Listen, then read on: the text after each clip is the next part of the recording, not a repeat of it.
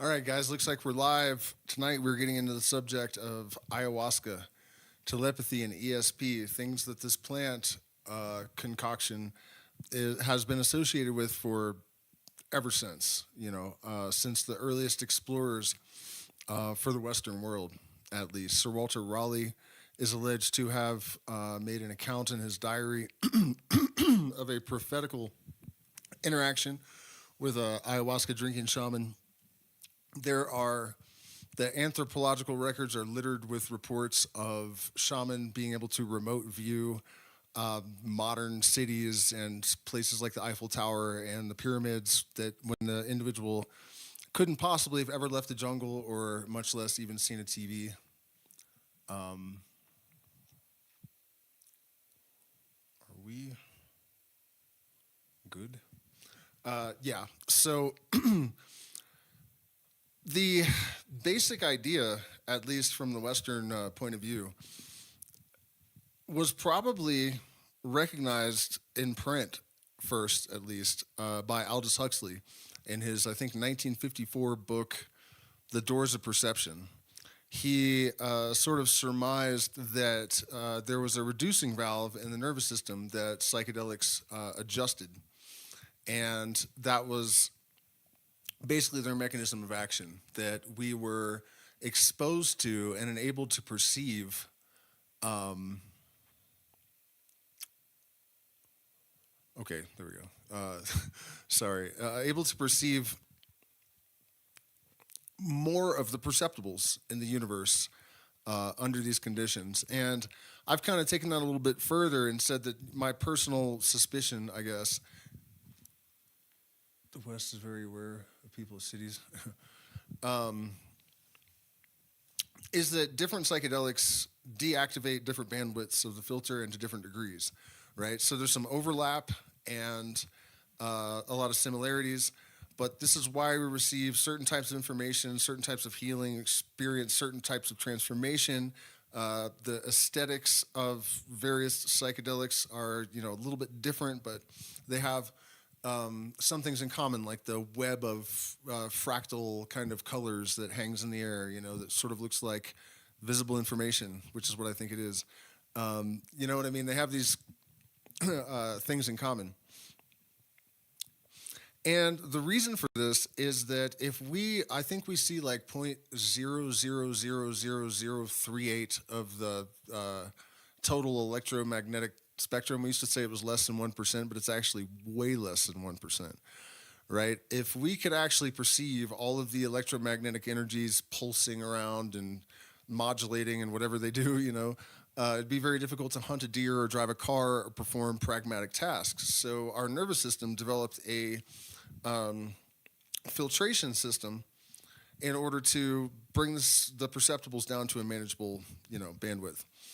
And that was fine when we were hunters and gatherers, and when we lived a very simple, I guess would be the best way to describe it, a very simple life, managing sensory input, and also, and this is really essential to this, to understanding the big picture here, basing the signals that make it to the conscious mind upon expectations and historical context, right? So, by the way, you can find all of the scientific information in detail on my Substack, and I'm not going to go super in depth into that because I don't want to make the article redundant. But there is that. Tomorrow it will be posted. So yeah, our nervous system filters out all of this stuff, and that's what it's based on, right? But in our modern context, this has become a disadvantage. The issue is that the speed of the evolution of our environment has outpaced our biological and cognitive adaptations, right? And so when we look around the world and we see all these people that seem to be completely oblivious to obvious reality, this is something that's really obvious in the political arena. What's actually happening is, before they have any conscious input, the selective perception occurs, right? The nervous system filters out things that are inconsistent with our current worldview. It actually does this. Like, this is scientific fact, right? And I'm sure you guys can see where I'm going with this.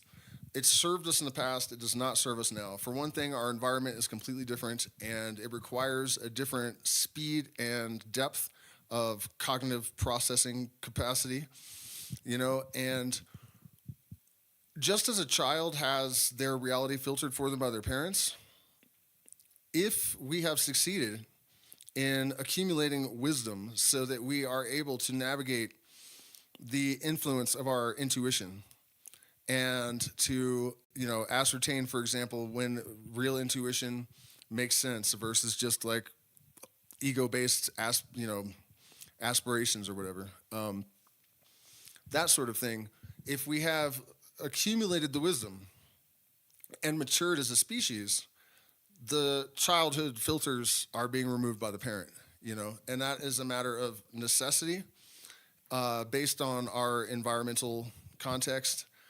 But we're also fucked if people don't snap out of it, because it puts people in a position where if there is another organism up the food chain that is a little bit more aware of how these things work than they are subject to exploitation and manipulation, right? This is the fundamental secret of propaganda. He who controls belief controls perception to a degree that most people would have a hard time accepting. This also proved, and by the way, there is plenty of evidence that the default mode network and other aspects of our, cognitive hardware, are changed in such a way that we would, what a neuroscientist might call it, be susceptible to more noise from our environment. That's not necessarily how I would put it. So now that we have that out of the way, that's the reason why this matters, right? That is our mission statement for this stream. That this isn't about parlor tricks, that access to a broader spectrum of perceptibles and awareness is going to allow us to actually build an accurate model of the universe, and we're not capable of that now. We can't trust our perceptions, we can't trust our senses, because they filter out everything that's not consistent with our preconceived notions about what the universe is and how it works. It's saying I'm having trouble with my, it's not getting enough data. I don't see why that would be. I don't know. I'm always getting these messages from YouTube. My internet's fast. I don't know what to say. But like I said, I don't really want to get too much into the science of all this during this stream because this is kind of a companion with a Substack post that's going to have tons of that information.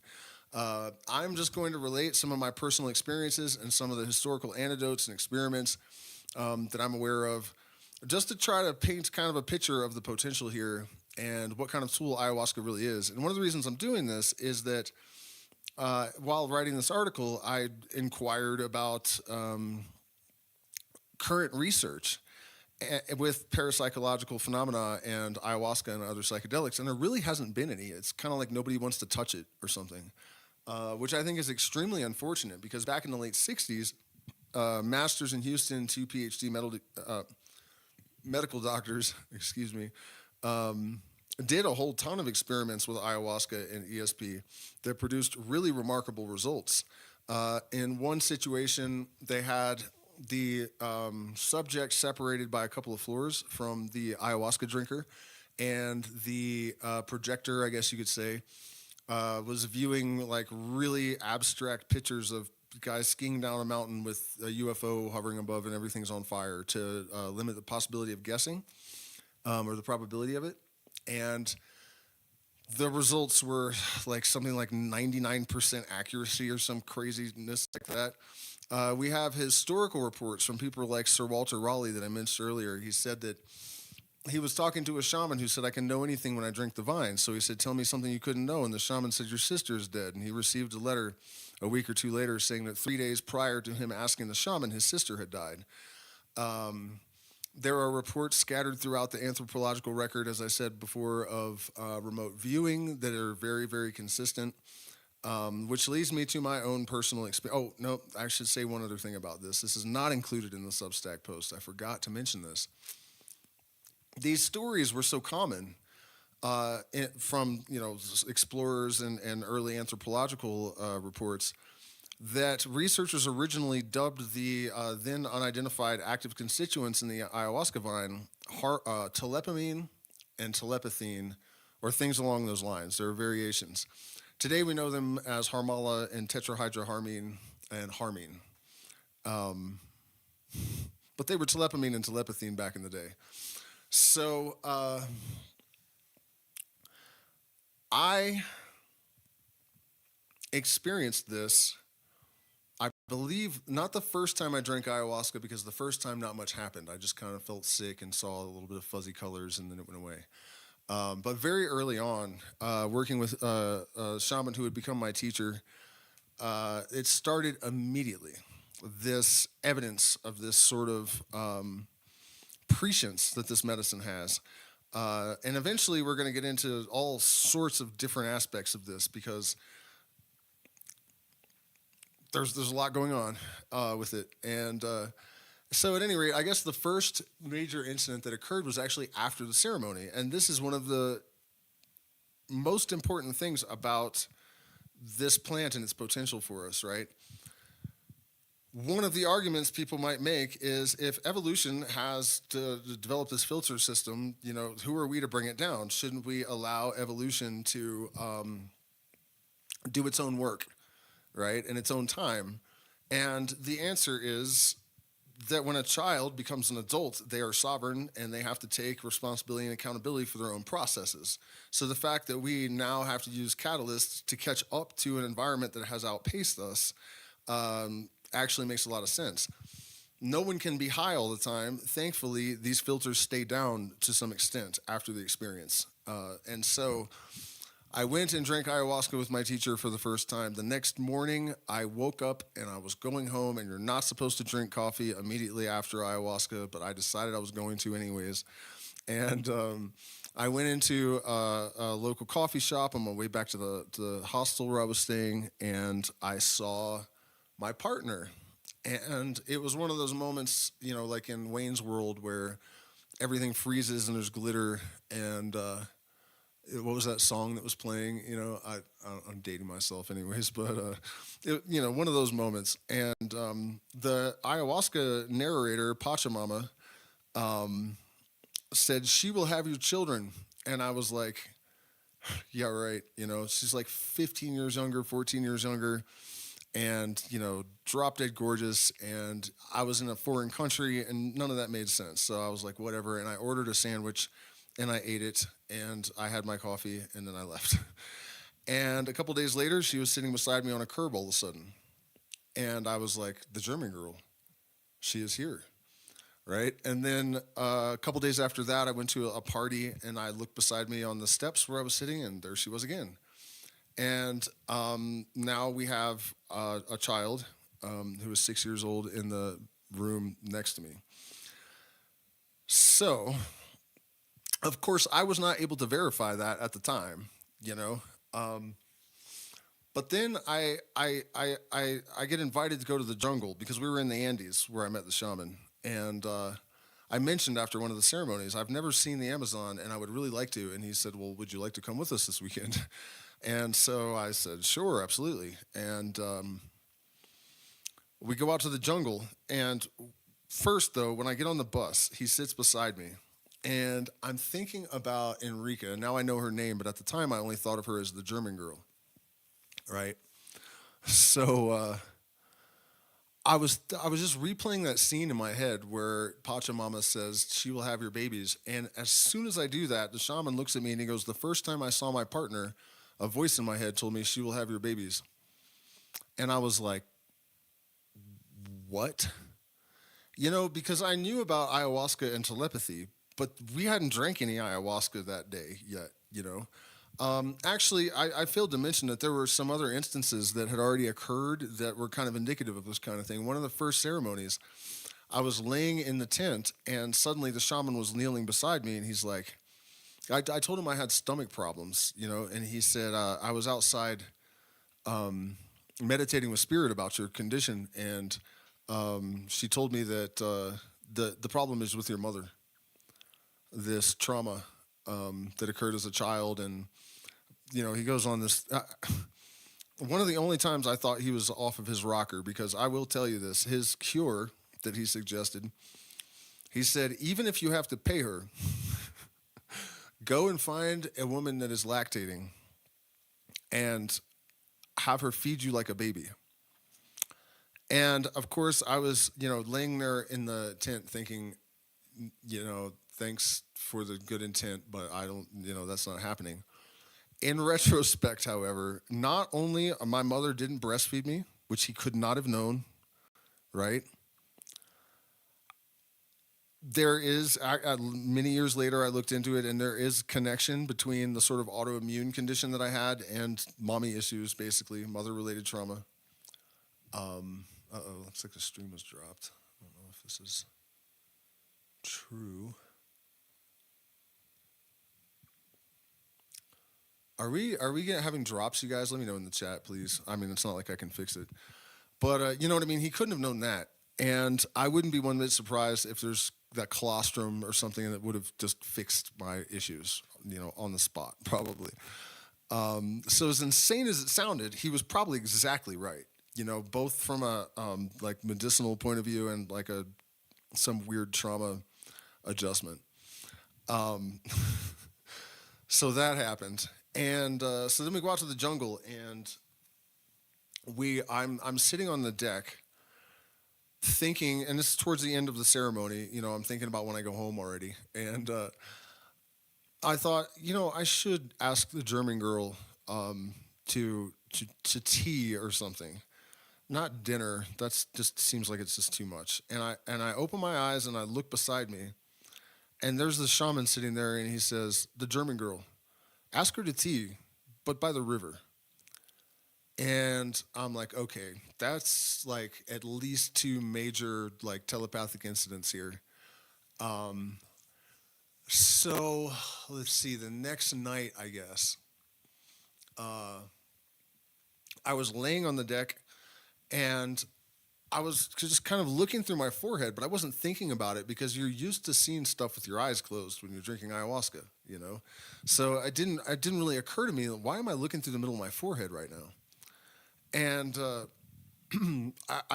my attention was drawn to that when a mosquito landed and bit me on the forehead, and I saw the mosquito coming, but then I felt it bite me, and I was like, wait a minute, that's real, and I just watched it happen.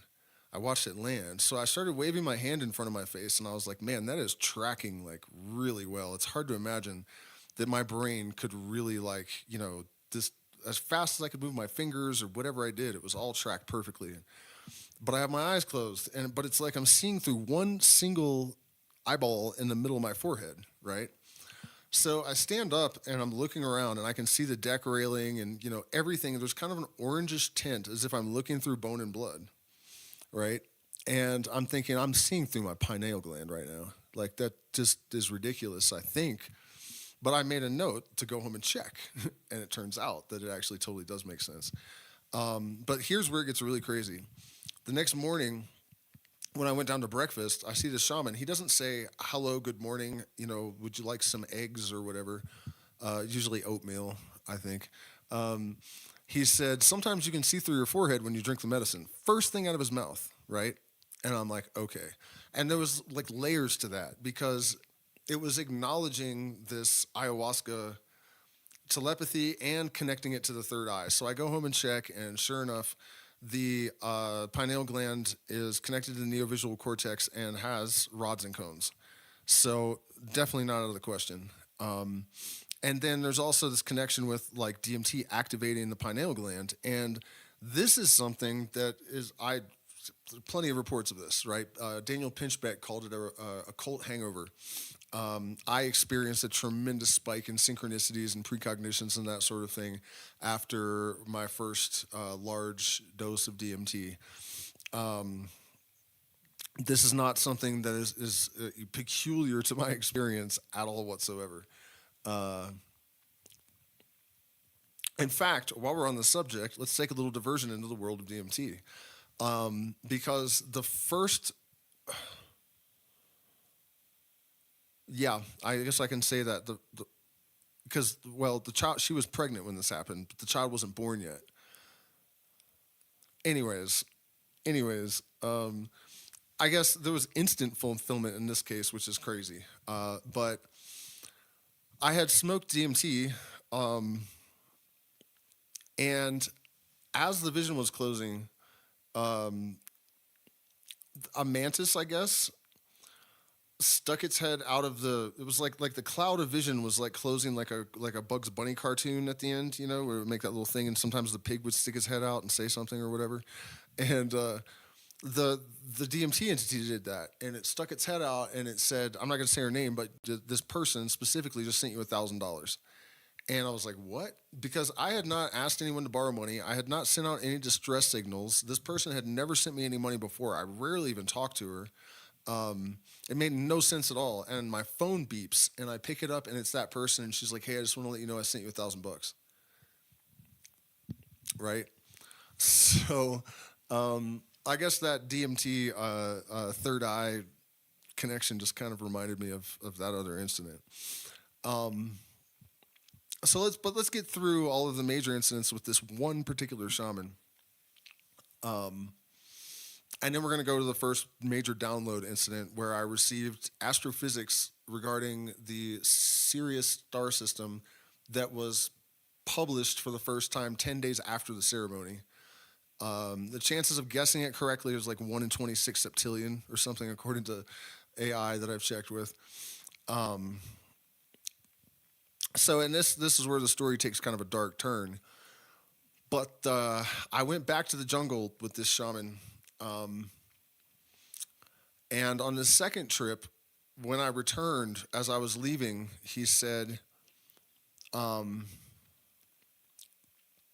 when you get back to the farm, because I was staying with my mother, do not interact with your mom. Go around her, avoid her at all costs, and go to the yurt. I swear I'm 99% sure I did not tell him I was staying in a yurt. Um, he said, go directly to the yurt and say everything you need to say to the smoke. Do not say it to your mother. And I was like, what the hell, you know?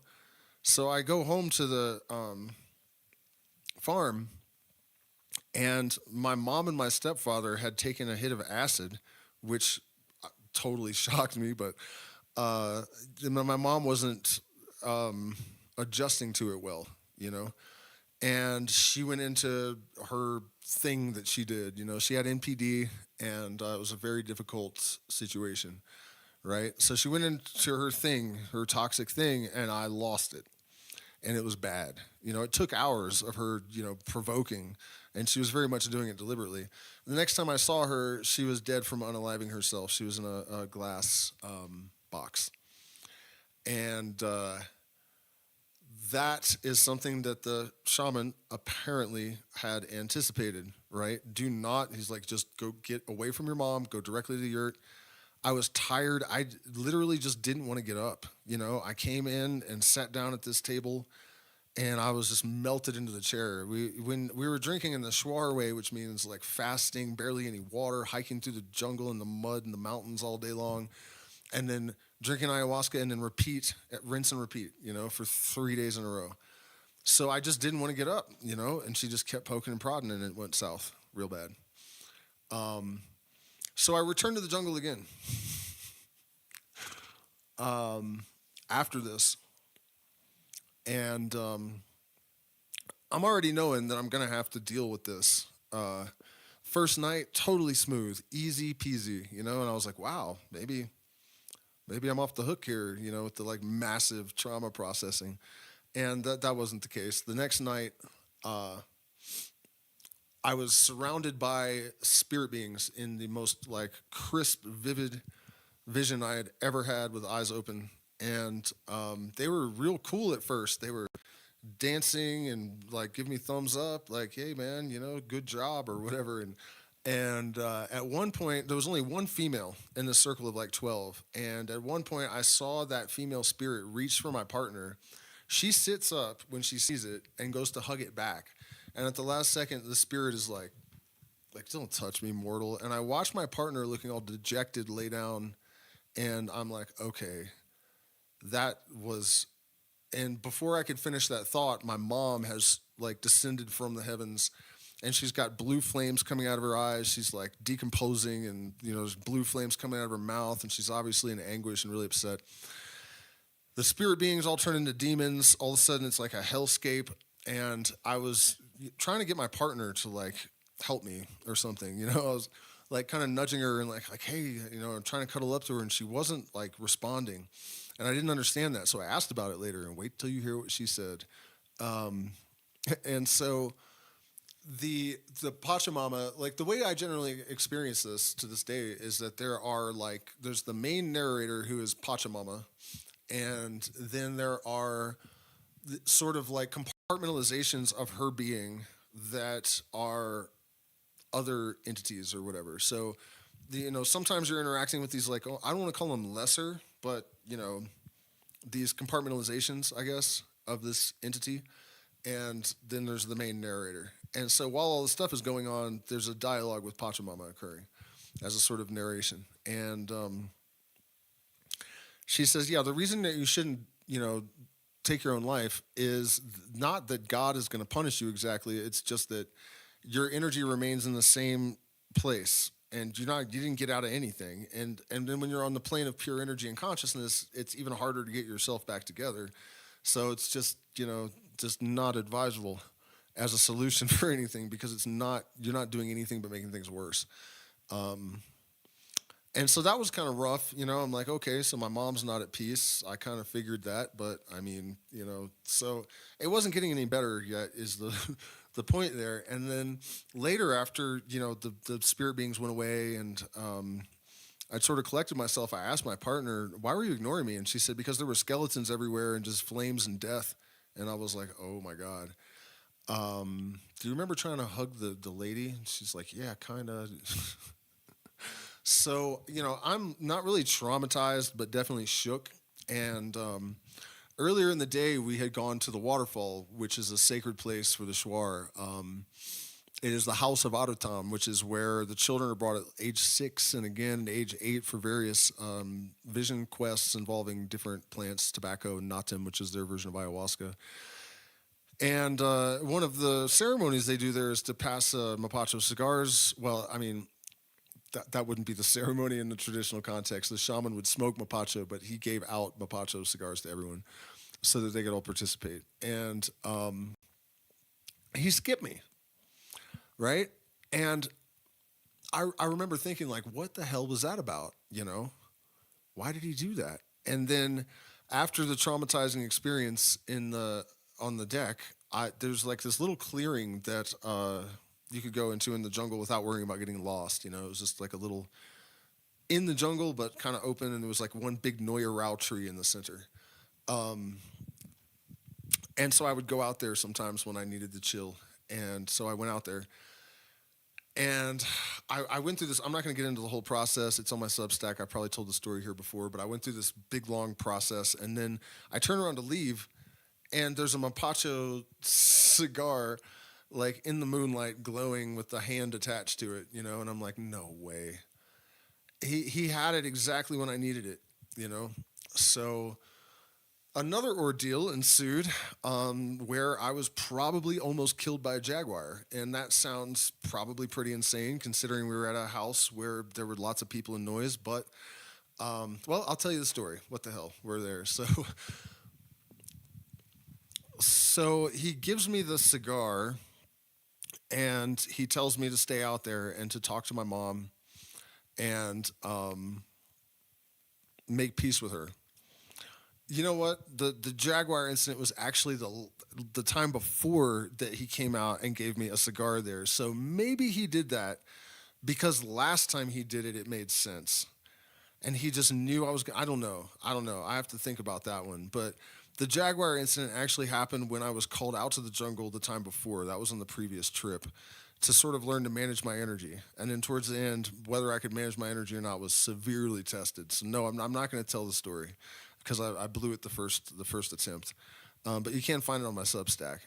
So anyways, he leaves me out, and I make peace with my mom to the best of my ability. And then I start walking back to the house, and I see this stick bug that is like It was huge. And when you see them, it doesn't do them any good at this point. But if they notice they're being watched, they do this weird like,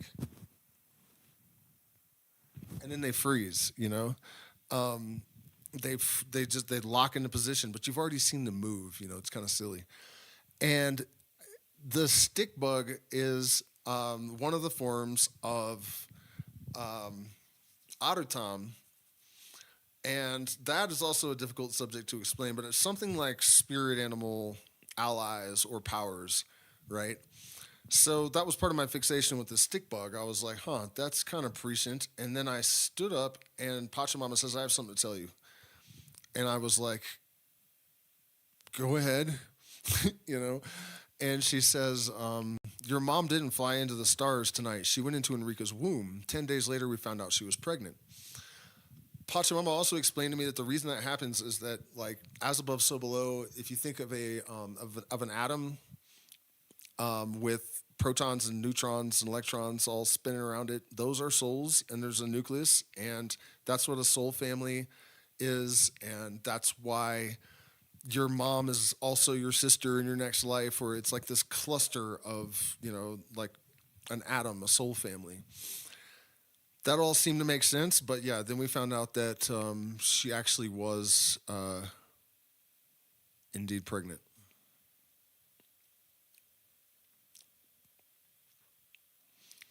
And I'm trying to recall. I mean, there are definitely plenty of other instances along those lines, but I'm not here to tell you guys every little detail. I'm trying to just give you the kind of an eagle's eye view of these experiences that I've had and why I'm convinced of these phenomena, right? And one of the things that I think I forgot to kind of flesh out when I was talking about my teacher and the fact that he would pull these things out of my brain when there was no ayahuasca involved, that the filters do actually remain down to some extent. And I take every chance that I find to talk about this because it's almost like a warning. People oftentimes, I think, believe that they have damaged their brain or, gotten stuck in hyper persistent perceptual disorder, I think is what they call it. When in reality, what has happened is that you've actually modified your filters, which is what you are trying to accomplish. But when we hear about expanding our consciousness and awareness, I think most people probably don't actually expect anything to happen, or at least for the results to be less dramatic than they can at times be.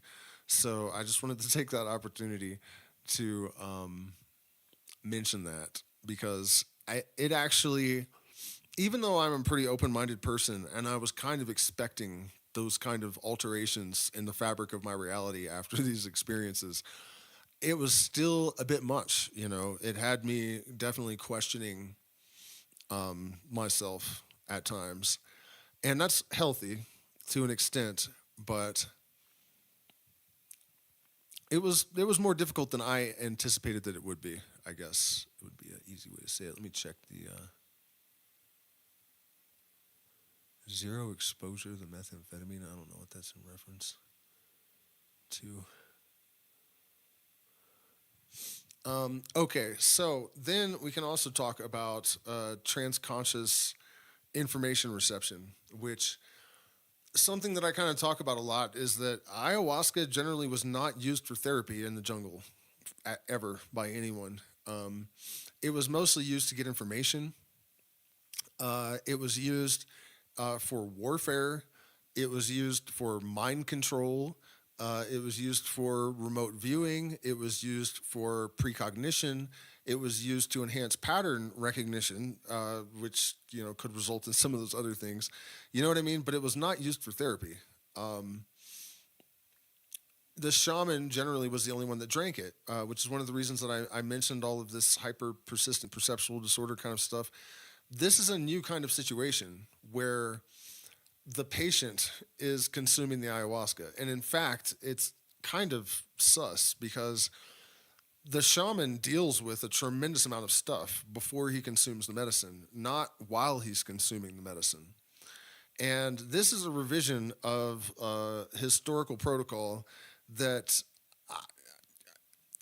I think we're kind of stuck with, because people obviously need to make rapid adaptations to their sensory processing apparatus, and they need to do it rapidly. And I don't know of a better way, you know. But there are some complications and some difficulties that come with that. For example, not having the hierarchical, institutionalized. Not that I'm a big fan of centralization of power, but it's not like that exactly. It's more like having a guide that has your best interest in mind is essential when you're dealing with rapid transformation of this magnitude of your entire reality. You know, you're changing the editing software that was designed to keep you alive. This limiting of our processing of perceptibles is an evolutionary adaptation that was engineered in the interest of our survival. So messing around with that without any training or context, it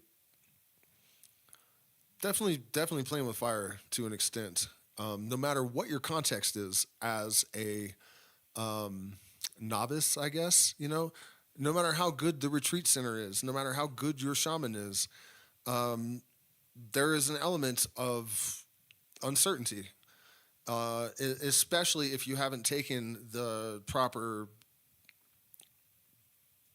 steps. And it's really a long process of preparation that people focus on integration because preparation interferes with their profit motive, right? If we tell you you need to prepare for 2 years, you're not coming for 2 years. So integration. That's what one of the things the industry has done to ayahuasca, by the way. Can you still see the shaman while you're experiencing other realities? Yeah, sure.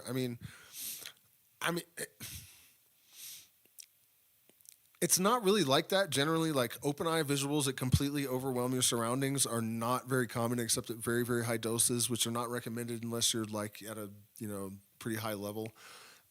Closed eye visuals are plenty clear, generally speaking. If you get to the point where it's like that when you open your eyes, you're in there deep.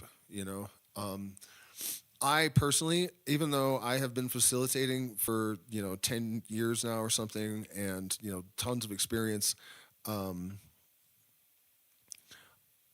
I have only gone that deep a handful of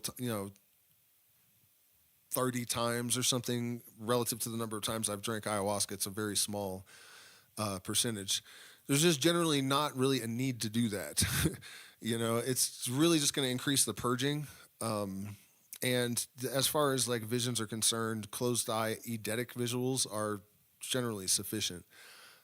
There is certain type of work that requires those kind of massive doses, but if unless you're really doing shamanic work, then there's no real reason to drink that much. I feel like I lost my track though. I was going somewhere.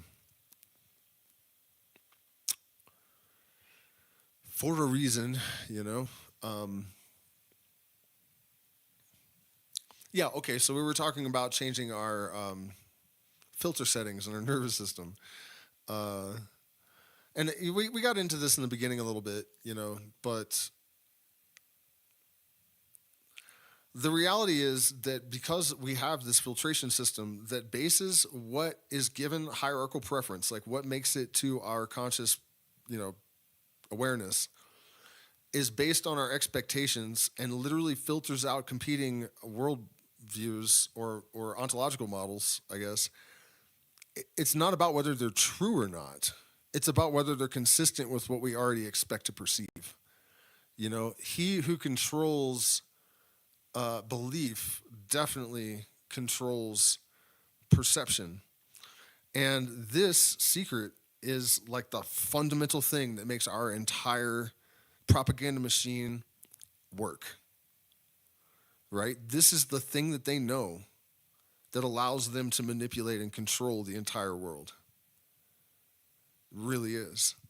And the reason for the demonization of gnosis and psychedelics and ayahuasca, all of these things, is exactly the fact that they disengage the apparatus that is exploited by the overlords. And the scientific proof for it is all there now. There's no disputing this, that it's an actual fucking factual reality. Right? So, yeah, let's move on to downloads I have known and loved. Sup of the Last Luminostic and crew, how's it going? Yeah, nice. I appreciate you guys being here. By the way, we still have space at our retreat events from January 25th. We have one cabin with 2 queen beds available. And then September only has 1 cabin available, and the other 4 months or so are more or less open.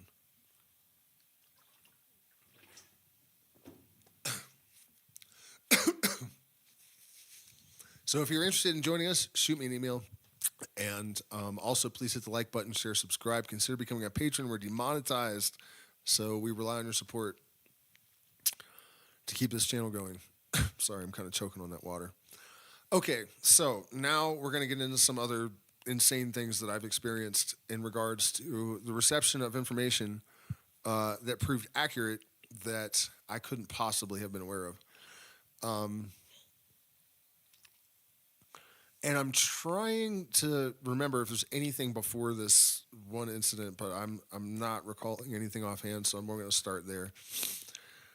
Kind of a strange story, and it started many years before I actually ever drank ayahuasca. But I had gone to this meeting of Native Americans and other, like there was like a Zen master from Japan that was amazing. Like the stuff that came out of this guy's mouth was just, it was like getting slapped around no matter what you said, but in a almost like a playful way, but still brutal. You know, it was amazing to interact with this guy. But so there was a Sioux Sundance chief named Golden Light Eagle, and Reynolds Kamakawi'ole, I guess, was a Hawaiian shaman that called the wind. And I mean, it was really just like once I stepped out of the car in the parking lot, it was like I was in another dimension, like an episode of Stranger Things or something. And on the way home, well, I should also say that one of the themes of this conference was that a lot of native tribes and ancient peoples had been in contact with the star tribes, which are not really aliens; they're more like interdimensionals. And their message was partly about 1111 and what it really means, and also to tell us that some of us were avatars for Syrian beings or, you know, other interdimensionals. And it was a lot to process, but the fact that they had successfully called the wind during a ritual and a whole lot of other things that really got my attention, I was kind of thinking, like, maybe these guys are for real. I mean, it sure the hell seemed like it. And on the way home, I had this like still vision of this like purple geisha sort of, I describe it as being demon looking, but it's demon like, but it wasn't evil. I didn't get that vibe. It's just that it had horns that like curly. I tried to find like an African ibex or something was similar, and I couldn't really. But they're, you know, curly, twisted, black, jet black, very beautiful, and only white and purple. And it was just hovering there, and in my mind's eye, and I had no idea what it was, and there was no like voice that gave an explanation or anything. But it really stuck with me because it was really beautiful and strange. And so I never thought about it again, really. Maybe a couple of times in passing when I was like, I wonder what that demon geisha thing was, you know? But one day, 10 years later, I was playing guitar, and my girlfriend at the time said, sometimes when you're really focusing, I swear I can see this faint outline, almost like an aura, but it's like this creature hovering behind you, and it's purple and white, and it has these long horns. And I thought, Satan's my spirit animal or whatever. That's metal, you know. And I think I was playing like Lamb of God or something at the time. So, I didn't really think too much of that. And then this guy could possibly be in the chat. He's often here that said this to me. In fact, I don't think he would care if I told you his name is Dustin. He We were playing together a little bit, and one day after we were jamming, he's like, "Dude, I got to tell you something, man. 3 times now, I've seen this like white and purple, like horned geisha-looking thing floating behind you, like some kind of like Japanese demon or something." And I'm like, "That's twice in 10 days now." So then I'm playing at this place called Wheels in Laytonville, California, and I walk by this Maori kid that came to a lot of our shows. And as I was walking by him, he stopped me and he's like, "Hey, dude, I gotta tell you something. Sometimes when you're playing, I've seen this, and I'm like purple demon thing in his eyes. Like he's like, you know about this?" It's like, I guess so, man. This is the third time in like 2 weeks that I've heard about this. But I'm trying to not really like, what do you do with something like that? I just kind of shrugged it off, honestly. So maybe 6 months later, I'm in ayahuasca. I mean, I'm in Ecuador, and I drink ayahuasca maybe like the third or fourth time, and I'm walking back from the toilet and to the teepee, and Pachamama says, "Remember this?" And I'm looking at that purple demon geisha thing from that vision all those years ago, and then it hits me. All these people that have been seeing this thing, that's it. It's that thing. It's that fucking thing. That's what they were talking about. And, I'm just kind of like slack jawed, staring like, this is just too much now. And she goes, "Would you like to know what it is?" And I was like, "Yeah, of course I would." And she's like, "Well, you know how a particle can be in superposition and it's the same thing in two places? Souls are like that too. This is you as you exist on a gas giant that didn't become a red dwarf star in the Sirius system because of the influence of the gravitational influence of the other two stars." And I got a bunch more information regarding this I'm not going to talk about yet. And so I guess it was like 2 weeks later, I was with one of the people at the ceremony. Oh, and I went and I told everyone because they passed the stick around, right? And you're supposed to tell what happened, and I did. And so I had my partner was there, and I was actually kind of seeing another girl at the time, but she was there as well, and I was with her 2 weeks later, and it occurred to me I should check and see if this is real. And I did, and it is. And it's not that the paper had been published specifically in reference to Sirius, but 10 days after the ceremony, for the first time ever, the paper was published. So at the time that this information came to me, it had not even been published. But I should note that it was at least in the minds of someone somewhere. So it doesn't mean that the knowledge was like transmitted from Sirius or whatever necessarily. It could be just some sort of resonant bleed from the 0 point field or whatever.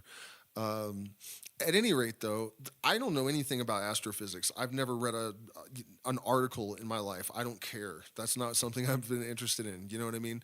There's no reason that my brain would have just made that up, and it was not published yet, right? So, and I feel like the universe, I'm not going to say it did that on purpose, but there's a deeper reason for that kind of alignment, that like that was part of the lesson there, that it wasn't, even like widespread knowledge amongst like astrophysics, what do you call them, enthusiasts. You know what I mean? So, and then this gets even a little bit weirder here. Just the other day, I did a segment of the Magical Revival, the Kenneth Grant reading I've been doing with commentary. And the way that I'm doing it is that some of them go public and some of them go on Patreon. So if you want to see the whole series, you need to become a patron. And this was one for the patrons. And it's the Chapter 3 Dark Dynasties. And how I am not aware of this, having read so much of Aleister Crowley's material when I was younger, I don't know how this got by me, but it did. And I'm reading this, and he says that the word devil originally meant double, and they have the same etymological root, and that Iwas, his holy guardian angel or higher self, is transmitted from Sirius, and a whole bunch more correlations that when I just if you're a patron and you watch the video, you'll see me just freeze like, come on.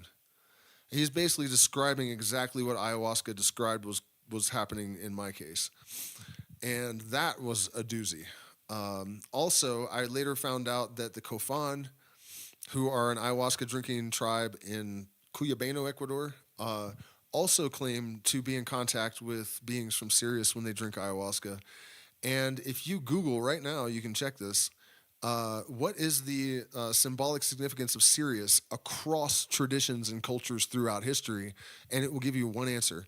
Or if you just say, I think what I actually Googled was, what is the symbolic meaning of Sirius just generally? And its answer was blah, blah, blah, blah, blah, across cultures throughout history, right? Like jungles of Ecuador, deserts of Babylon, same. And the idea basically is that it's a ultra powerful transmitter of a certain level frequency of consciousness. Basically, the gnosis, what we call the secret doctrine, some of us. And the sun is basically just an amplifying node of this transmission. That Sirius is really the governing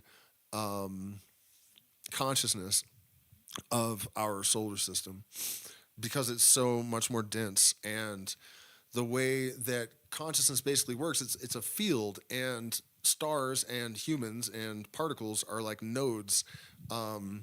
Our conscious experience is like the renderer, you know? And yeah, anyways, I'm writing about all that stuff in other places, and I don't want to ruin it for everyone. So that's just, a little bit of a scrambled overview. So what else happened? And I have asked several AIs to calculate the probability of chance that I would just like come up with that. And for that particular incident with the astrophysics of Sirius, they all came to the conclusion that it was at least 1 in a trillion. And then if you factor in the other incidents that I've experienced of this, the number that they give is 1 in 26 septillion, which is such a big number that if you started counting now, you would get to the end of the universe would end before you got to 26 septillion, right? Like a while back. So, this idea that that non-local information transfer is a thing is not even pseudoscience really at this point. I meant to review this before I started the stream. If I could find my phone, I would just play it into the microphone. It's so good. I just found a TikTok of this Indian physicist explaining what I'm talking about with these nodes and the renderer of experience, in terms that are completely compatible with like scientific theory. There's evidence of in terms of mechanistic bases, right? One of the strongest points that critics of telepathy have is that there is coherent information in fields outside of the skull that can be measured and potentially analyzed, right? So data extracted. But they're very weak. So transmission across any kind of distance is kind of problematic, right? But if Michael Levin's theories of attractor, how does he call them? Goal state attractors that are non-physical and somehow exist outside of time and space, feed information downstream through electromagnetic fields to single-celled organism systems, for example, that tell them what to do. And this is where it gets really crazy, they are capable of agency even that transcends their genetic history, right? So xenobots are frog cells that are just clumps of frog cells that, in order to reproduce, they have to roll skin cells into piles, and basically they have to engage in novel behaviors that are not scripted in the DNA of the frogs, right? So the field has basically been proven to be capable of cognition. But for our purposes here, what we're talking about is downstream non-local information transfer, right? If it can survive whatever conduit that it's coming from this goal state attractor to these systems like cells and particles as well, I guess, then there could be a similar mechanism behind telepathy. So we don't know exactly where this information stream is in terms of like what layer of the electromagnetic spectrum, or however you want to think about it, but it seems certain that it's there.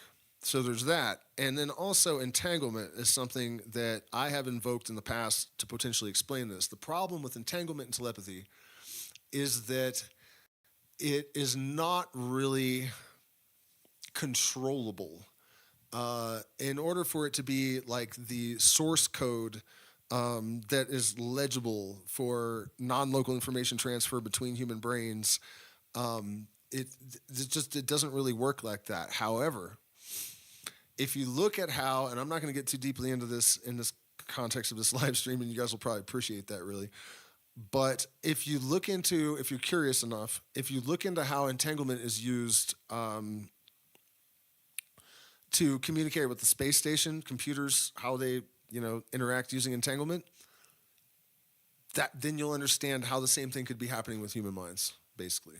And there are other bits of evidence in favor of mechanisms, right? I'm not saying in favor of telepathy necessarily. Well, yeah, they are.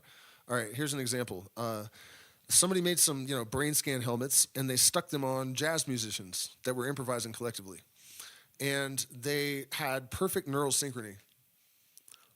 And when you look at these papers, you'll see the language is written so that they do everything they can to avoid calling it telepathy. Perfect neural synchrony. We already have a word for that, you guys. It's telepathy. Perfect neural synchrony. Perfect. It's telepathy. If you got, I've done. What's going on, Max? Yeah, Sirius bottom left constellation. There's a lot of weird stuff in regards to Sirius. I almost really went off on a tangent about it tonight, but I don't want to ruin all of my other content, and it's all behind paywall, so it'd be really rude of me. You know what I mean? Like, I wanted to talk about it, but I'm like, no, I can't spoil my surprises for people that go so far as to support the channel. By the way, you guys, if you have any questions, comments, or subjects you would like me to weigh in on, I still have plenty of time. I must have said all that really quickly, because didn't I only start at 9:30? Jeez. I have way more energy tonight than I know what to do with. It's really strange because I've been really groggy lately, generally speaking. I'm trying to think. I know I've gotten more information from ayahuasca that turned out to be accurate than just the serious thing. But the thing is, I've done that before that and after that. The other context, though, is that it was more vague before ayahuasca. Like, for example, I was thinking about light and matter and just physics one day, and I don't remember why, but I had the thought, nothing is faster than light. And this voice in my head that seemed totally other was like, consciousness is faster than light. And I was like, what? And I knew it was true, but I couldn't quite figure it out.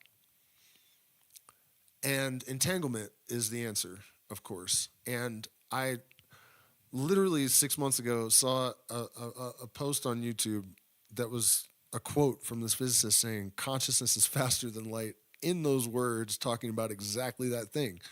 But I didn't have all the information. I just had that, like, and I was like, damn, that's true, but I don't know what the fuck it means.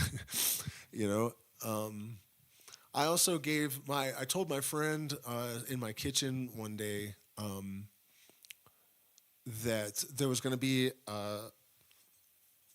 I'm scared to even talk about this because it's so touchy. there was going to be a thing that wasn't real that caused a lot of fascism.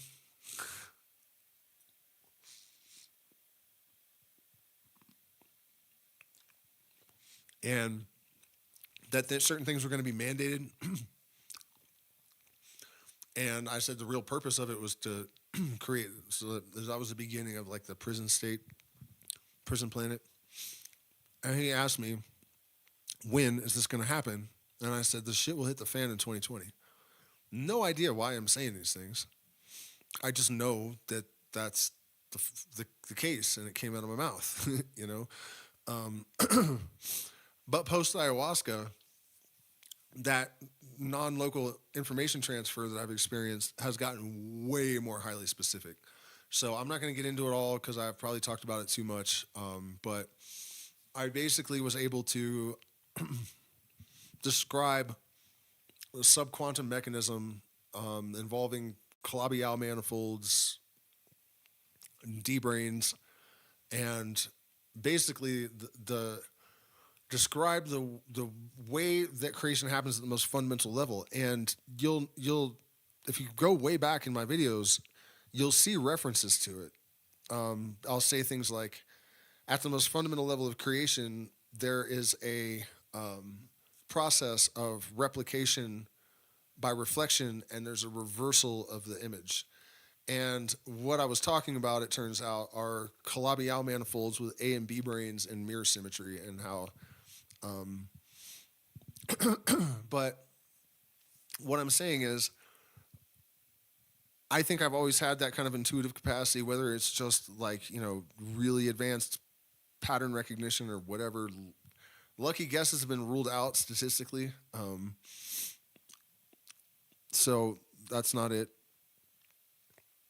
Ayahuasca and other psychedelics that definitely seem to have attenuated the system, you know, so it's more concise. And when these instances occur of this non-ordinary cognition, I guess, not unconventional, maybe, whatever. It's, you know, it's a lot more refined, and I get more details than I did in the past.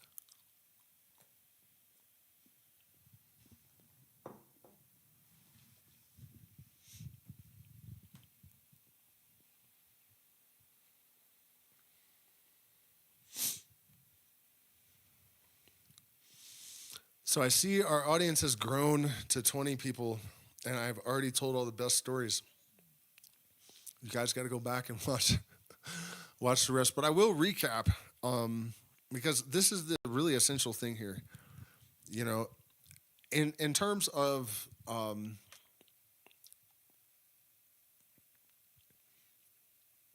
becoming a, I'm choosing my words very carefully, trying to anyways.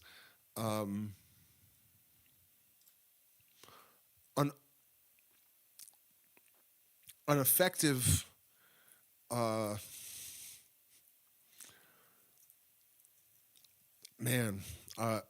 say organism, I guess, a collective organism. Telepathy certainly could come in handy. You know, I'm not going to elaborate at all on what I mean about that. I'm just hoping people can kind of read between the lines, because it may be coming to that. But what I really want people to take away from this, and like I said, if you subscribe to Substack, then you get all the science behind this. But the science is in. Our nervous system has signal gating that is based on our own preconceptions and expectations. The overwhelming majority of the universe is filtered out before it's ever registered consciously. We know that some of these imperceptibles are not irrelevant, because the brain has been shown to be influenced by them, even though they were subliminals when they were perceived. But they can affect decision making in the future, right? So that implies that things at least a minimum sort of magnitude of relevance are filtered out. I think it's fair to assume there are more relevant things, right? Bearing in mind that historically it made sense for us to have this narrow perceptual parameters, these narrow perceptual parameters, right? These limitations.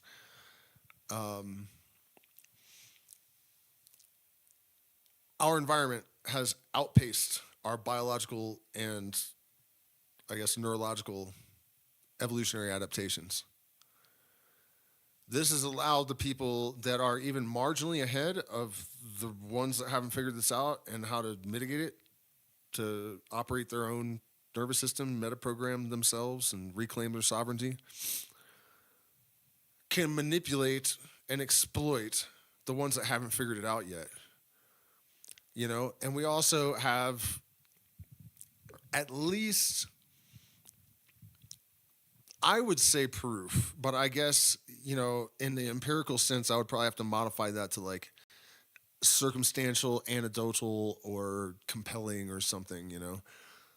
But the way that psychedelics cause brain change basically does imply, actually, and in some ways, in terms of like more sensory input and like noise, that is empirically proven that they do that.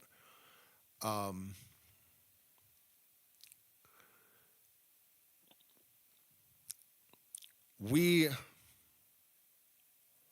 know for certain that we're not perceiving the universe as it actually is. We're perceiving it partly as it is and mostly as we expect it to be. And the evolutionary adaptation that we have to consciously catalyze in order to catch up with the evolutionary trajectory of our environment, we know what this sacrament is and increasingly how to effectively use it.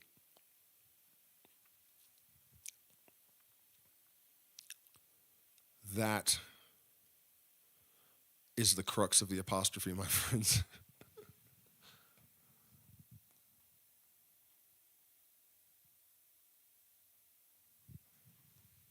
All right, so you guys still got me for a few minutes. If you have questions or comments, subjects that you would like my input on. Also, one more time, we have one more cabin with 2 queen beds, January 25th through, it's just 7 days. You can extend for longer though. We're gonna keep. I'm gonna be there basically, so it's open beyond. But for now, we just have a 7 or 10 day event from the 25th to the, I think the 4th. Yeah, the 4th of whatever month follows February. And then we're gonna have plenty of other opportunities in the late summer and fall. We're not doing the middle of the summer anymore. I decided I need a break. So shoot me an email. Also, I have slots open for consultations if you guys are interested in working with me one-on-one. You will find reviews on our Facebook pages and website. There are also testimonials, video testimonial on the channel. So if you're interested in that, shoot me an email. My partner is still doing human design body charts, and we're still offering the combo where you can get 4 hours of consultation with me and body chart, human design body chart from her. Yeah. Subscribe to Substack too. Anyways, let me check the chat and see. I'm sorry, you guys. I have a few minutes of lag. Where's the event? The event is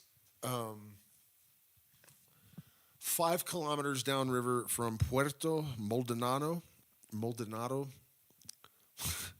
Sorry, I'm getting a bit tired, I guess. Look at my puffy eyes. Yeah, and so Peru. And the property, I did post a video. There, we didn't have pictures of the accommodations yet, which are posted in the community now. But yeah, it's an amazing property. There has been a jaguar print found by the cabins recently. There's a picture of that in the video, and there was an ocelot on the property a little while back. There are, oh my God, where's my brain tonight, man? Those little chunky things that Japanese people are keeping in capybaras. They ride around on. They're not crocodiles. They're caiman, the black caiman. They'll ride around on the caiman, and they're you can pet them. You're not supposed to pet wild animals, but what are you going to do if a capybara just walks up to you?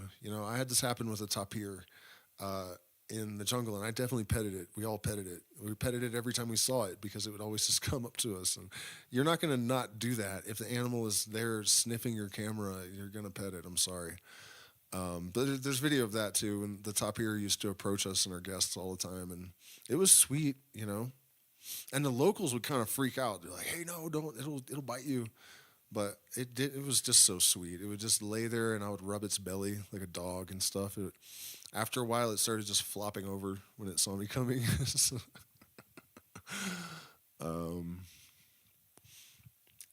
was, of course, in an area where there's no hunting, so you're not like putting the animal at risk or anything. And it's just been around people too much. But yeah, the capybaras, I'm not going to hold it against you if you end up with one in your lap. It's not your fault. They just do that.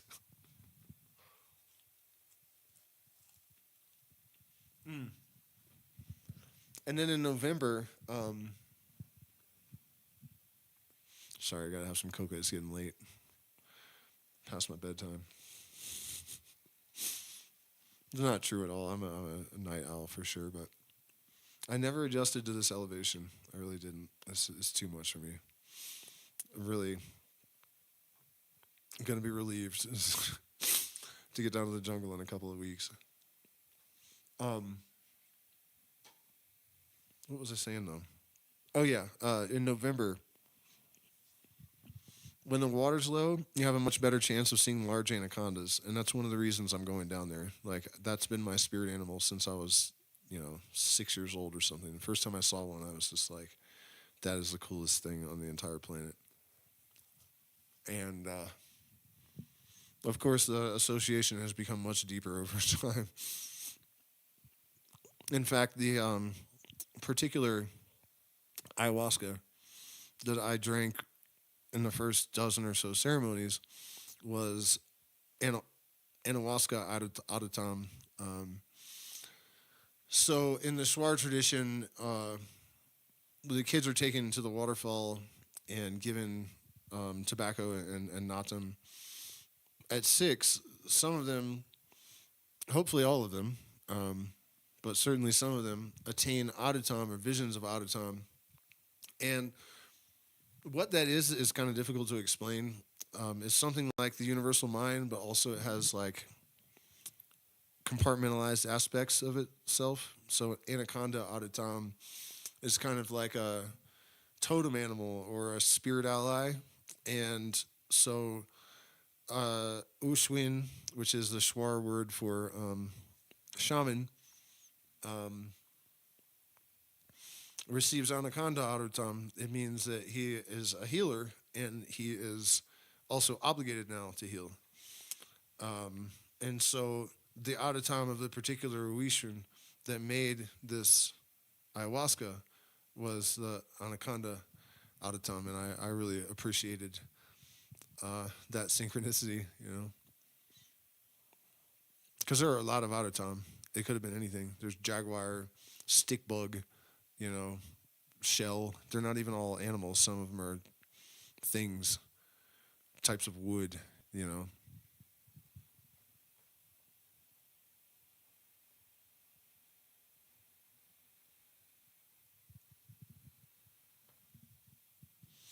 Nobody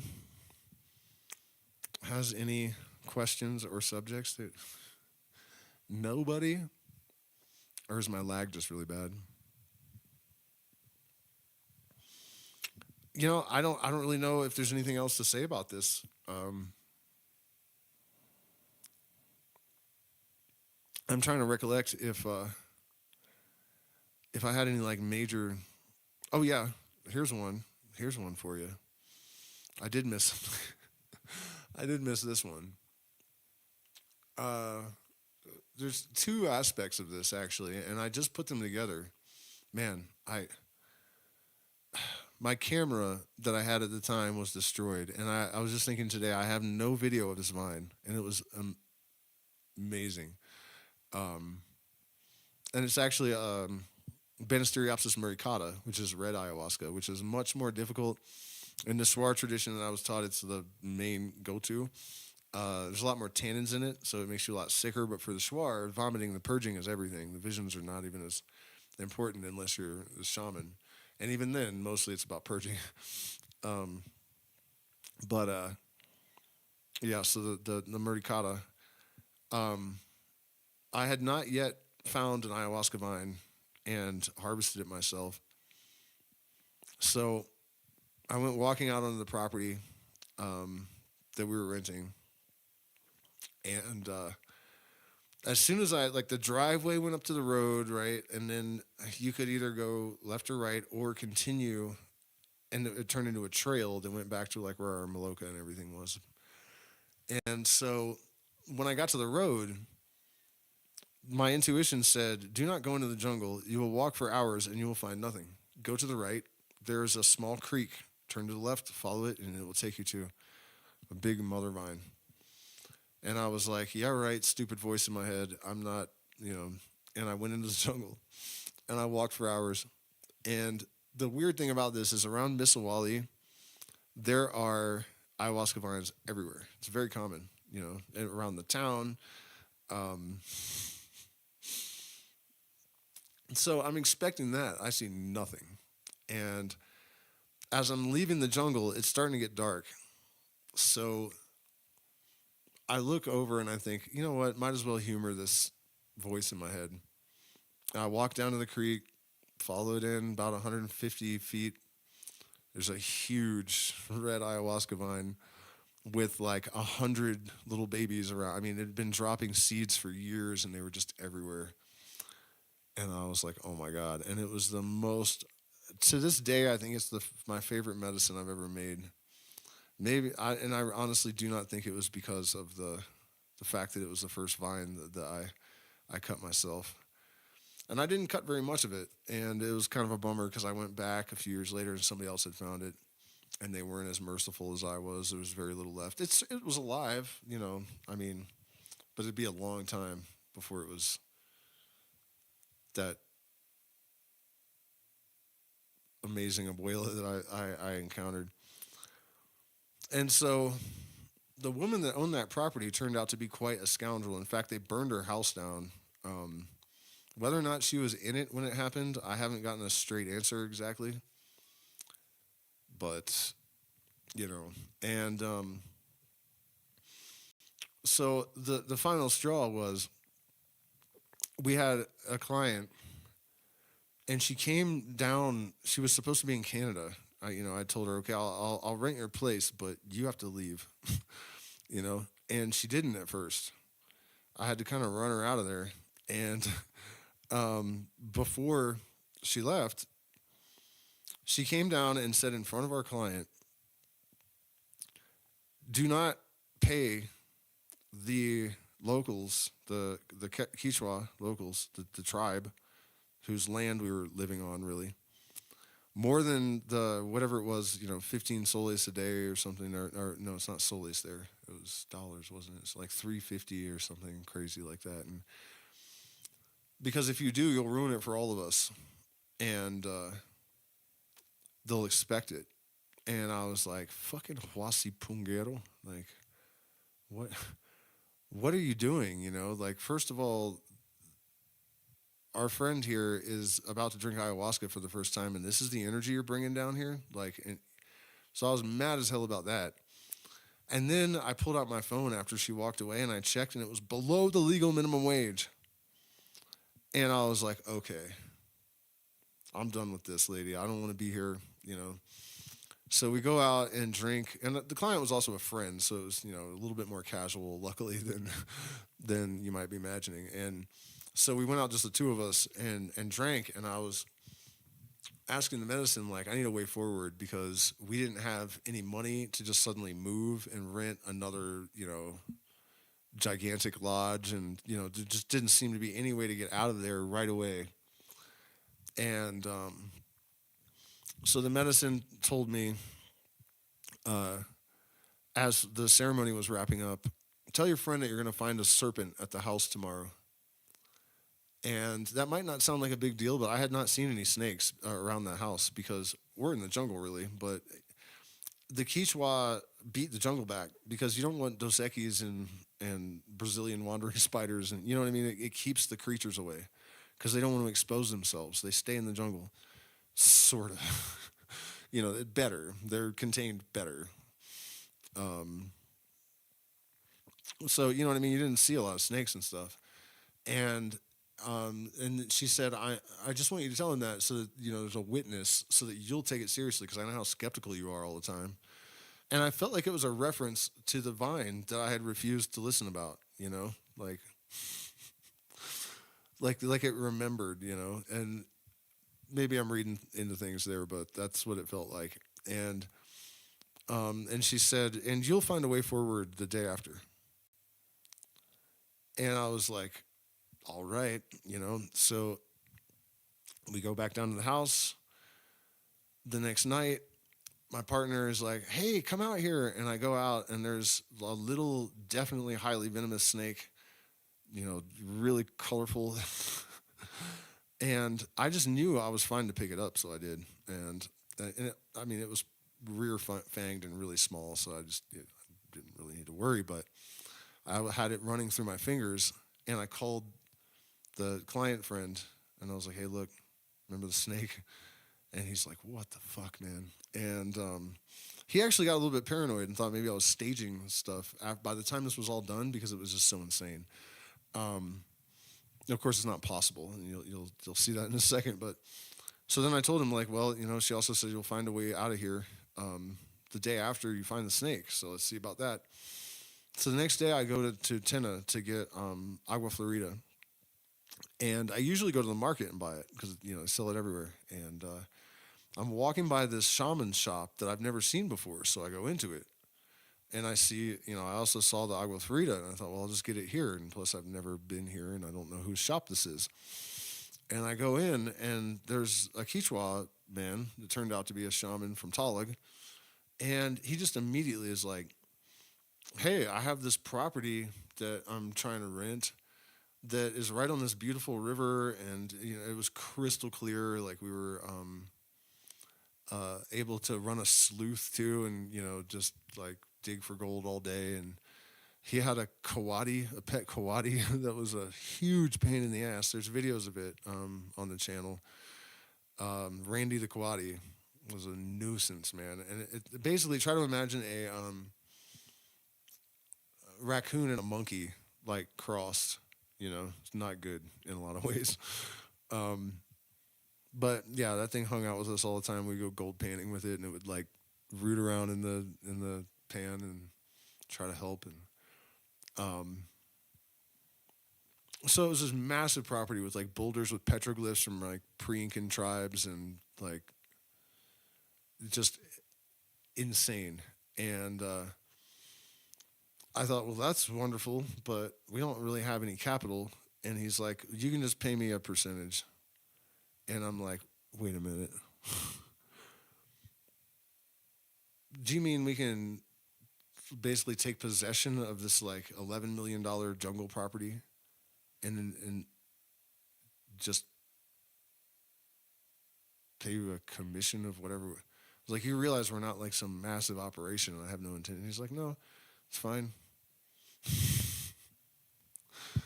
We were there within a few days, I think, maybe a week.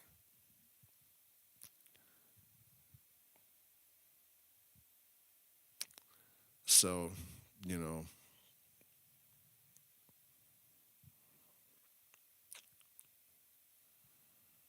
medicine is real. I'm at a loss for words sometimes thinking about the stuff that has happened to me. Like even experiencing it is almost not enough to like fully process the implications or something. But not without its shadow side, man. I got Chagas, which is slowly killing me. and that happened at that property.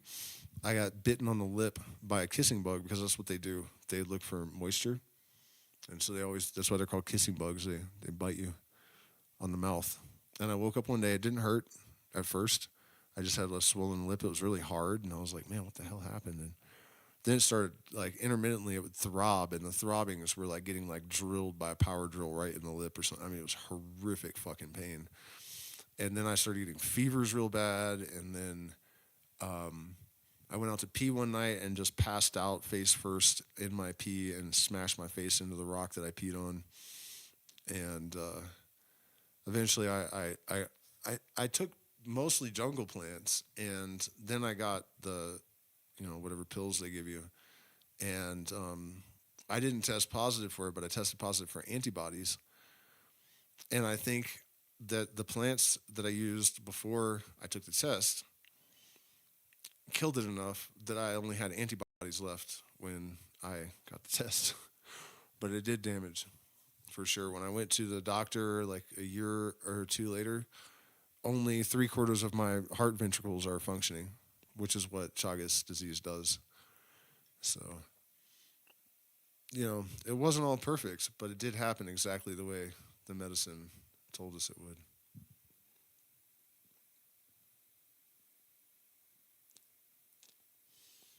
Have you ever shared a dream with someone else? Funny you should ask that. I almost told that story twice. See what I mean? Man, I wish I had started talking about that before I looked back at the chat just to prove my point here. But yeah, that was one of the non-ayahuasca induced instances of this kind of thing that I was going to talk about. My partner and I, we were in ceremony before this, but when I went back to the States before we were involved, and remember, nothing had happened. So there's no reason to be talking about this stuff at all, And I would think, I bet she doesn't ever want to get married. And my phone would beep, and I would open it, and it would say, I'm thinking differently about marriage all of a sudden. With that kind of timing, like whatever I thought about at her or about her, the phone would beep, and there would be a response. And so we had some precedent for this, but one day I woke up and I had this dream that we were chopping all of the neighbors in the entire valley up. And there was no blood. It wasn't gory, and there was no hostility. It wasn't like that. It was more like it was just absurdist likeness or what it was just bizarre. There was no blood. They would just cut into little nice round chunks of neighbor, and I was stacking them in this pile. And I woke up, and my partner's like, I had the most fucked up dream. I was chopping the neighbors up like firewood with an axe. There was no blood or anything. And I was stacking them in rounds, I was like, okay. Okay, so here's some more context, though. We were in the subtropical Andes. No one has firewood. There's no reason you don't need firewood. There's no chopping firewood. The only reason we would ever do that there, actually, we did chop some, but it was for the pizza oven. There was a stone oven we cooked pizzas in sometimes. But other than that, there's no firewood. And there was nothing in our experience that I could recall that had anything to do with any of that. We didn't have hostilities with the neighbors. We hadn't interacted with any of the neighbors. There was no chopping of wood happening at that time. There was nothing at all to have put that weird shit in both of our minds. If something had happened the day before regarding neighbors and firewood or something, okay. But there was nothing that I could think of or that she could think of to explain. And it's so specific and so bizarre, Somebody else asked if I ever been in a spaceship on ayahuasca. The answer is definitely no. However, I have been on a spaceship when I ate an insane amount of mushrooms when I was 21 years old. And it was kind of an accident because they weren't fully dry, and I made some kind of assumption about their size relative to their drying process, and it was just complete nonsense.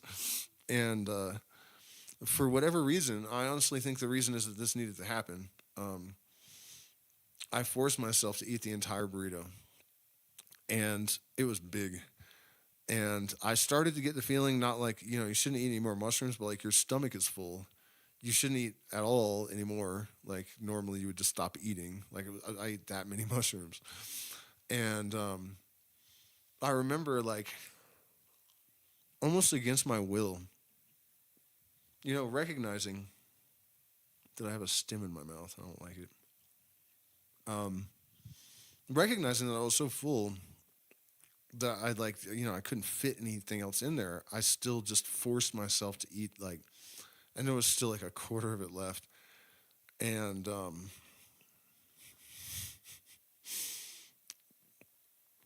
I had just gotten married, and my wife was sitting on the couch, and she asked me for a glass of water. And this is when they realized that we had a problem.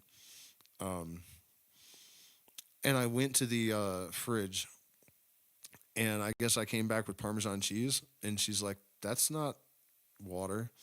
And I looked at it, and she said I looked real sad, and I just took the top off and just poured the Parmesan on the carpet. And at that moment, they were like, "Uh oh."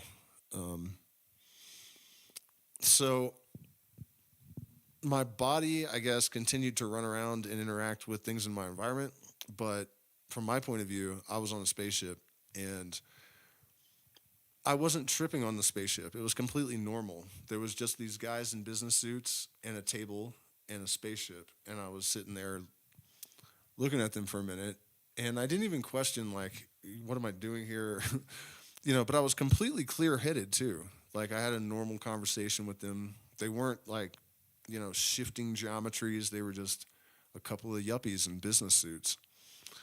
And I was like, why are you guys dressed like that? And they're like, don't worry about it. We just took whatever form is like the least distracting, hoping that you would pay attention to what we have to tell you. And I was like, okay, bet. And they're like, amongst other things, we know you have some concerns about like the Patriot Act had just been passed, and I could see the totalitarian network taking root, and they were like, "Don't worry about any of that stuff, because it's not like there are intergalactic laws, because that's not necessary. When people reach a certain stage in their evolutionary process, and by the way, empathy does correlate with IQ. So advanced beings becoming amicable to others is a thing that is more or less guaranteed by evolution. Uh, they said, you just it's kind of like the zoo thing, I guess. There's a zoo theory, like you just don't mess with the animals unless you got to tag a whale every once in a while. And so you can't interfere unless the entire planet, not a species, not humans. They don't care about humans exactly, but the planet is part of a larger living ecosystem or organism, I guess. And so that matters. And if the planet is on the verge of destruction, or if the I guess evolutionary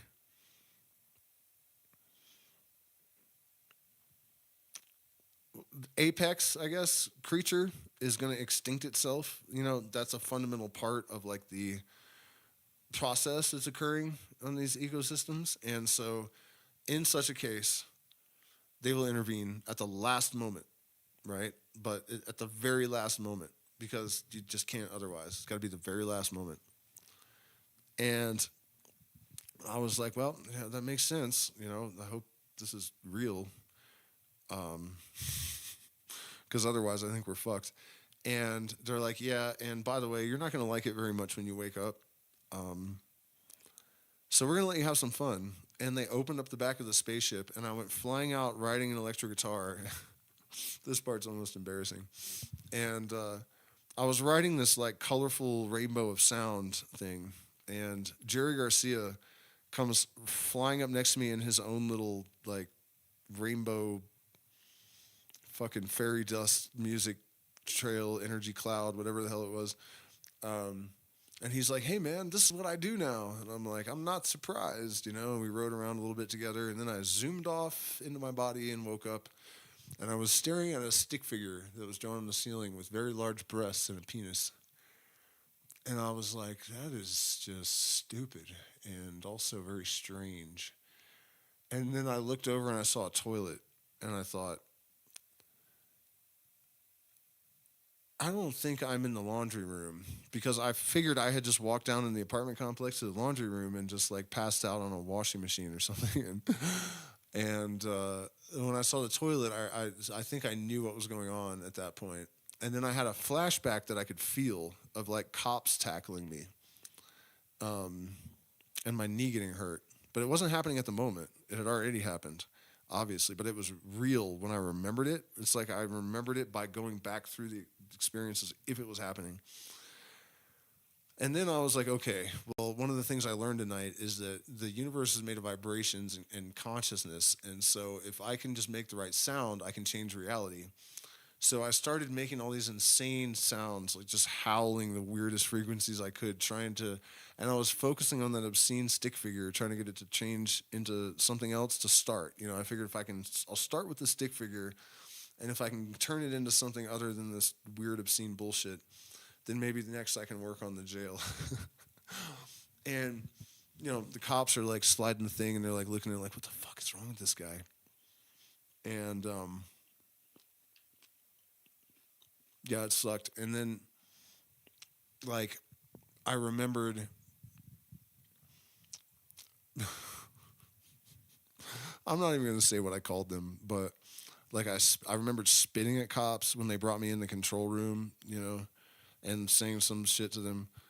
And then they stuck me in a waiting cell with a guy, and I was like, "Hey, what are you in here for?" And he's like, "I got 14 years for punching two cops." And I was like, "That sucks, man." I was 21 years old, you know, I'd just gotten to Colorado and stuff. And um, then the cops came and got me out for processing, and they're like, "Do you know what happened last night?" And I was like, "No." And they're like, "You hit a cop." And I'm like, "Uh-oh." And I thought of the guy they put me in the cell with. I just got 14 years they put him up to that, I'm sure. You know, Durango cops are like the coolest cops on the planet. Luckily for me, I didn't really hit a cop. Nothing even close to that. They were just fucking messing with me. And I think they stuck me in the cell with that guy and probably told him to say that to me. He might have been in there, you know, like a ticket or drunk. You know what I mean? It could have been complete bullshit, because it just seems too coincidental. But for like 2 hours, they had me thinking I was on my way to prison. And then when I finally went in front of the magistrate, I was like, "So what am I being charged with?" And he's like, "I don't know. Let me see. Disturbing the peace." And I was like, "Son of a bitch." So I go to court, and the arresting officer's like, well, the judge is like, "What happened here exactly?" And the cop is like, well, we saw the suspect wearing a Grateful Dead shirt, and he had dreadlocks and a fucking hip necklace on, and he came up to us and he started reading the poetry that I was spouting, and it was crazy. Like, I wish that I remembered exactly what it was, but the cop wrote it down. I knew exactly what I was talking about, too, when I heard it. And the judge is like, "Okay, so the defendant walked up to you guys and started spouting this poetry, and you tackled him and arrested him." And the cop is just kind of like, "Yeah, Your Honor. I mean, he was clearly." The judge is like, "What, too weird for public? Like, what exactly was the problem?" And the cop's like, and I know I just said Durango cops are cool, and I do get it, you know, like I'm sure I was all bug-eyed and like, you know, not making any sense, and they just were cops and they don't know what to do, so they just tackled me. They probably tried some verbal commands, you know, and I just was like, whatever, alien, like, you know, and so the judge just dismissed it, and nothing happened. It's my psychedelic UFO story.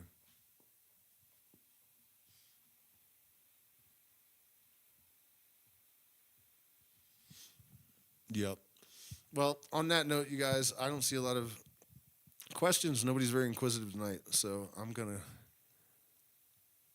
finish my Substack post of all the times I heard the story. Didn't remember the Jerry Garcia space ride. I may have left it out. I, who knows? For some reason, I always found that part of the story a little bit like embarrassing. I don't know why. I guess it's because at that time in my life, I was probably like full blown hippie. You know, I had dreadlocks. I think I had a bead in my fucking hair at one point. I wore almost nothing but Grateful Dead shirts. I worked at a natural food cooperative. Um, I probably wore patchouli for fuck's sake, you know.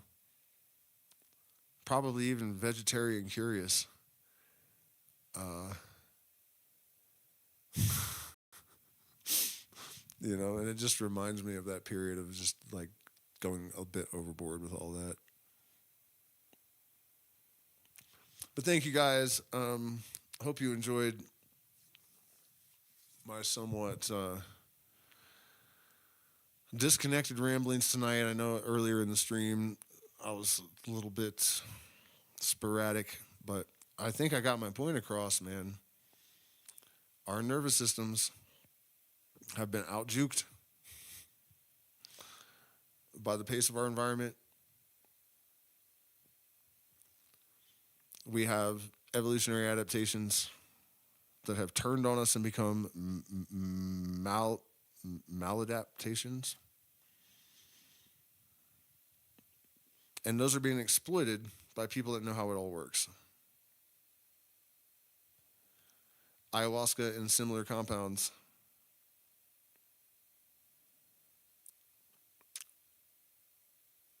deactivate the system that's being exploited.